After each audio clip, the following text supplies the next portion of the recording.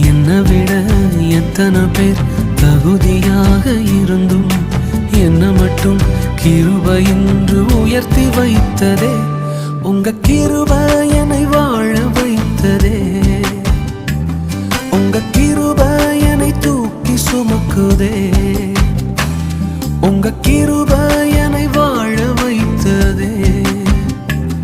உங்க கிருபை என்னை பாட வைத்ததே.